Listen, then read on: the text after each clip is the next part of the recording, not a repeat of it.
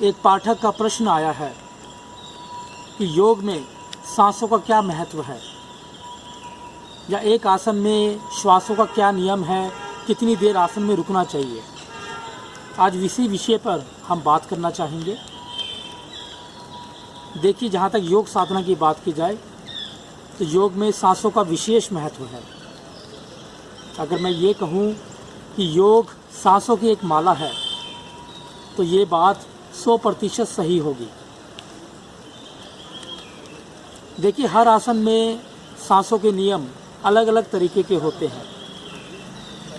अगर आप forward bending के आसन कर रहे हैं, यानी शरीर को नीचे झुकाने वाले आसन, तो उसमें आपको सांसों को छोड़ते हुए नीचे की ओर आना है।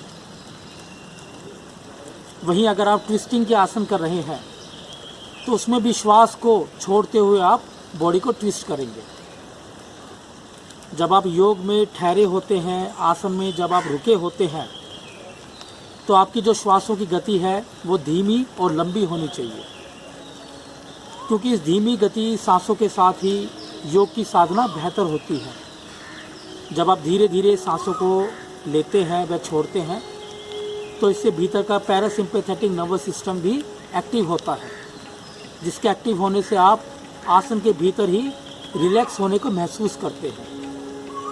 आसन में रुकने की समय सीमा की बात की जाए तो एक आसन में उतनी देर ही ठहरें जितना आपका शरीर आपको परमिशन देता है, जितना आप सहज रूप से उस आसन में ठहर सकते हैं।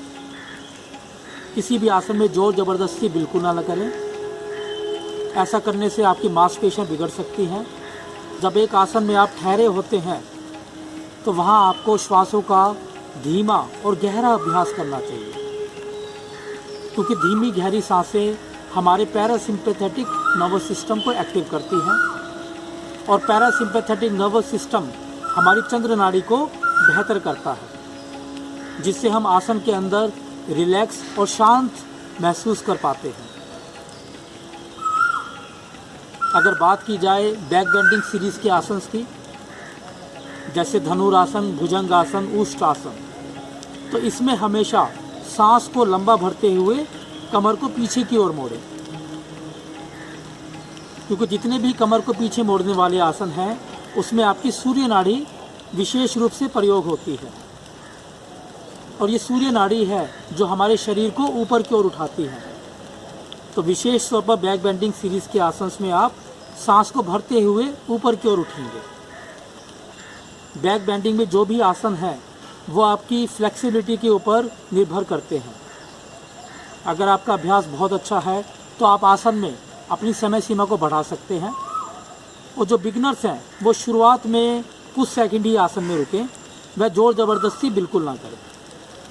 अगर बात की जाए कोर स्ट्रेंथ के आसन, विशेष तौर पर नौकासन, प्लैंक, कुंभक या उत्तान पादासन, कुछ विशेष ऐसे आसन हैं जिसमें आप कुंभक का प्रयोग कर सकते हैं। कुंभक अर्थात सांस को रोककर आप उसमें रुक सकते हैं। इन आसनों में आपका पेट का हिस्सा विशेष तौर पर टाइट हो जाता है, जिससे गहरे लंबे श्वासों को लेना संभव नहीं होता। तो इस तरीके के आसनों में आप कुंभक का प्रयोग भी कर सकते हैं। दो तरह के कुंभक आप कुंभक के दौरान इन आसनों में, कुंभक में अर्थात अपनी सांसों को अपनी क्षमता अनुसार रोका भी जा सकता है, जिससे आसन में ठहरने की जो क्षमता है कई गुना बढ़ जाती है। हाँ, जो लोग बिगनर्स हैं, जिनको हाई ब्लड प्रेशर की समस्या है या सांस संबंधी तकलीफ़ है, वो इस आसन के दौरान कुंभक को बिल्कुल ना करें।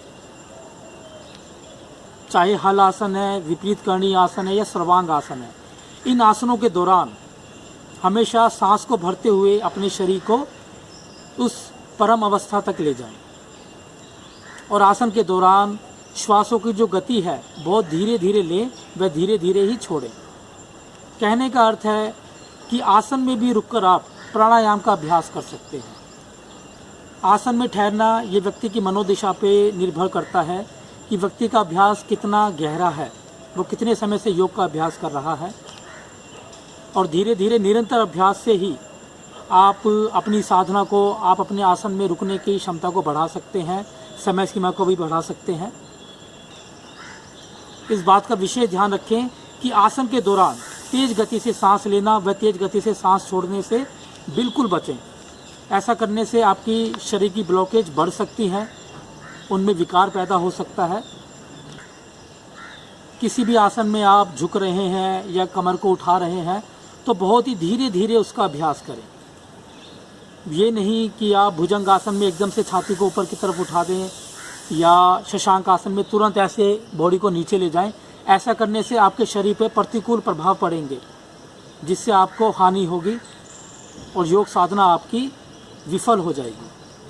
तो हे साधकों, मेरा यही प्रयास है कि मैं आपको एक बेहतर योग से जोड़ सकूं और आपको सही पद्धति की तरफ ले जाऊं। तो आज के लिए इतना ही। आप सभी का बहुत बहुत धन्यवाद।